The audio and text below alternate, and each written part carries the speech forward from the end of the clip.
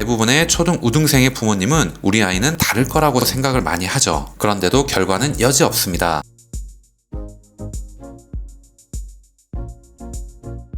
안녕하세요. 따뜻한 하루 그리고 독서 따독따독 시작하도록 하겠습니다. 오늘 여러분들과 나눌 이야기는 뭐냐면 초등학생들의 대부분 90%가 성적이 떨어지는 이유는 과연 무엇일까? 라고 하는 거에 대해서 말씀을 좀 드려볼 거고요. 평소에 자기주도식 학습 또는 초등학생, 중학생, 자녀 학습에 대해서 관심이 많으셨던 분들은 오늘 영상 끝까지 보시면 도움이 될 것 같습니다. 영상을 시작하기에 앞서서 좋아요 그리고 구독도 꼭 부탁드릴게요. 공부머리 독서법이라는 책을 참고했습니다. 실현 가능하고 지속 가능한 독서 교육의 모든 것이라는 부제를 가져가고 있고요. 공부를 별로 안 하는 것 같은데 우리 주위에 보다 보면은 성적이 유독 좋은 아이들이 있잖아요. 흔히 공부머리가 좋다라고 표현을 하고는 합니다. 이 아이들의 공부머리란 것은 그 아이가 거쳐온 독서 이력에 의해 결정된다라는 최승필 작가의 생각이 반영된 책이기도 합니다. 결국 공부를 잘하기 위해서는 지식을 머릿속에 우겨넣는 독서가 아니고 지식을 습득하는 능력, 즉 글을 읽고 이해하는 언어 능력을 키우는 독서를 해야 한다라고 얘기를 합니다. 최승필 작가는 12년간 독서계에서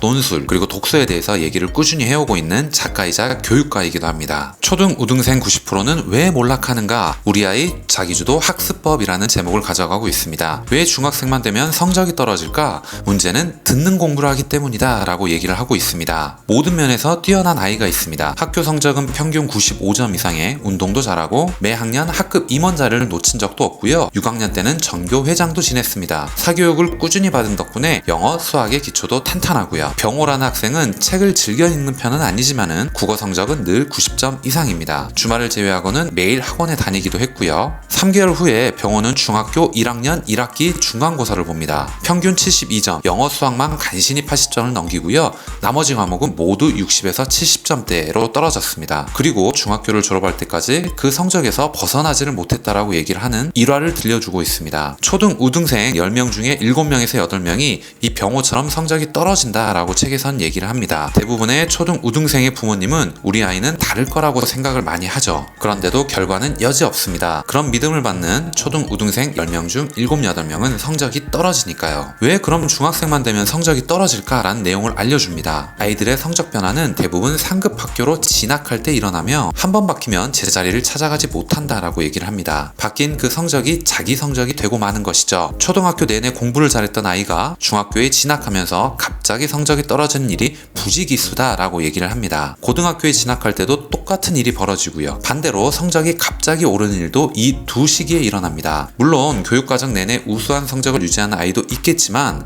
그 숫자는 매우 적다라고 얘기를 합니다. 이것은 저자가 12년간 아이들을 가르쳐오며 경험했던 내용을 지금 얘기를 하는 겁니다. 여기서는 초등학교에서 중학교 올라가는 것, 중학교에서 고등학교 올라가는 것을 1차, 2차 급변동 구간이라고 표현을 하는데 이런 구간이 생기는 이유는 무엇일까요? 상급 학교로 진학하면서 성적이 떨어진 아이들에게 그 이유를 물어보면 돌아오는 대답은 한결같다라고 얘기를 합니다. 교과서가 너무 읽기 어려워요. 아이들이 갑자기 어려워진 교과서의 난이도를 감당하지 못해서 생기는 현상이란 뜻이 됩니다. 실제로 중학생들이 공부하는 모습을 옆에서 지켜보면 충격적일 정도로 교과서를 어려워한다라고 얘기를 하네요. 아이들이 과학이나 사회, 역사 같은 과학 공부를 너무 못하니까 몇몇 중학교에서는 시험이 나올 부분을 미리 찍어주기도 합니다. 쪽집게 과외 선생님이 있는 게 바로 이런 뜻이죠. 찍어준 부분만 완벽하게 달달달 외우기만 하면 90점, 100점을 맞을 수도 있는 것이죠. 읽기 능력은 형편이 없는데 쪽집게 공부를 요령껏 잘하는 성실한 아이들이 중학교 우등생 중에 상당수 포함되어 있다라고 얘기를 합니다. 하지만 이런 요령이 통하는 것도 중학생 때까지다 라고 얘기를 합니다. 문제는 듣는 공부다 라고 얘기를 하네요. 수학학원을 보냈더니 5, 60점이던 수학 성적이 8, 90점으로 오르고 영어학원을 보냈더니 알파벳도 겨우 외우던 아이가 파닉스를 하기 시작합니다. 전교 1등인 누구는 고액 과외가 비결이라는 소문이 들려옵니다. 그러니 사교육에 목을 매지 않을 재간이 없습니다.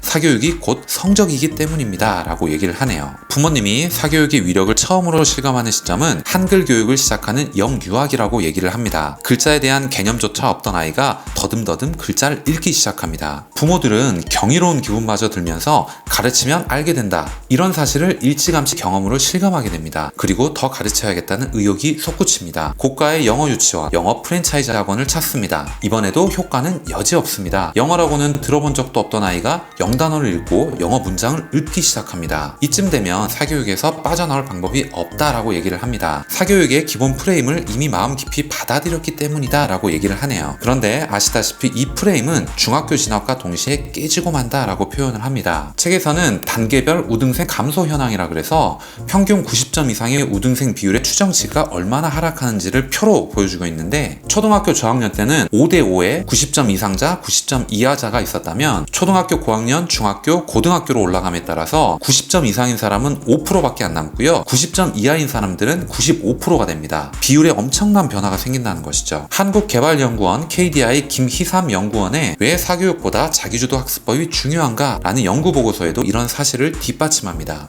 사교육의 효과는 초등 저학년일 때 가장 크고요. 학년이 올라갈수록 줄어들다가 중등 3학년 시기가 되면 사실상 사라지는 것으로 나타났습니다. 교과의 내용을 일일이 설명해주는 서비스라는 사교육의 본질적 특성을 생각해보면 그 답을 쉽게 짐작할 수가 있죠. 사교육을 받고 스스로 읽고 이해할 필요가 현저히 줄어들고 그럴 필요도 없다는 겁니다. 읽고 이해하는 공부가 아니고요. 듣고 이해하는 공부를 하는 겁니다. 그런데 듣고 이해하는 방식에는 두 가지 근본적인 결함이 있다고 표현을 합니다. 일단 시간이 너무 많이 듭니다. 교과서를 읽고 이해하면 10분 정도 끝날 공부도 강사의 설명을 들으면 1시간이 걸리게 됩니다. 그런데 학년이 올라갈수록 이렇게 하기가 힘들어집니다. 왜냐하면 교과서의 숫자가 늘어나고 두꺼워지고 어려워지니까요. 두 번째 근본적인 결함은 읽고 이해하는 경험담을 극단적으로 줄인다는 것입니다. 사교육을 많이 받는 초등 고학년 아이들은 책을 가까이 하지 않는 경향이 있습니다. 일단 책을 읽을 시간이 부족하죠. 일주일 내내 학원에 가기 때문에 남는 시간은 놀아야 됩니다. 그 놀이에는 당연히 책은 포함되지 않겠죠. 학원에 밀리고 숙제에 밀리고 스마트폰에 밀리고요. 독서는 늘 뒷전입니다 라고 표현을 하네요. 수업을 들으면 뭔가 알 것 같은데 교과서를 펼치면 무슨 소린지 알 수 없는 이상한 상태에 빠진다 라고 얘기를 합니다. 이것이 바로 초등학교 우등생 70%의 80%가 중학생이 되면서 성적이 떨어지는 가장 큰 이유입니다 라고 얘기를 하네요. 이 책에서는 우리 아이의 읽기 능력이 어느 정도 되는지 판별할 수 있는 9가지 팁을 제안하고 있습니다. 첫 번째, 국어를 싫어한다. 이것은 읽기 능력을 엿볼 수 있는 척도입니다. 두 번째, 다른 과목에 비해 국어 성적이 낮다. 다른 과목의 성적은 90점에서 100점인데 국어만 80점이라면 이 아이는 읽기 능력이 낮을 가능성이 크기 때문입니다. 이것은 강사의 설명이나 문제풀이를 통해 학습된 결과로 봐야 된다라고 얘기를 하네요. 세 번째, 월평균 2권 이하의 책을 읽는다. 네 번째, 독서 속도가 굉장히 빠르거나 학습 만화를 주로 읽는다. 눈으로 훑듯이 읽는 속도라면 아무리 많은 책을 읽어도 읽기 능력이 성장하지가 않습니다. 그림 기반의 책인 만화 역시 읽기 능력과 무관하다라고 얘기를 합니다. 다섯 번째는 사교육 의존도가 높다입니다. 사교육은 듣고 이해하는 공부이기 때문입니다 라고 얘기를 하네요. 여섯 번째는 이치에 맞지 않는 질문이나 말을 많이 한다 라고 얘기를 합니다. 일곱 번째는 초등 고학년이 되면서 성적이 80점대로 떨어진 적이 있다 라고 얘기를 합니다. 여덟 번째는 컴퓨터 게임이나 스마트폰 게임에 대한 집착이 강하다입니다. 아홉 번째 팁은 일기나 독후감을 쓸 때 쓸 내용이 없다는 말을 자주 한다라는 겁니다. 아이가 서너 줄을 써놓고 더 쓸 내용이 없다는 말을 자주 한다면 읽기 능력이 낮을 가능성이 크다라고 얘기를 합니다. 공부머리 독서법에서는 초등 고학년을 위한 표준 독서량과 표준 독서 속도를 제한하고 있습니다. 표준 독서량은 장편 동화 기준으로 일주일에 한 권 정도 독서하라고 합니다. 150쪽 정도를 얘기를 합니다. 읽기 능력은 얼마나 많은 책을 읽었는가가 아니라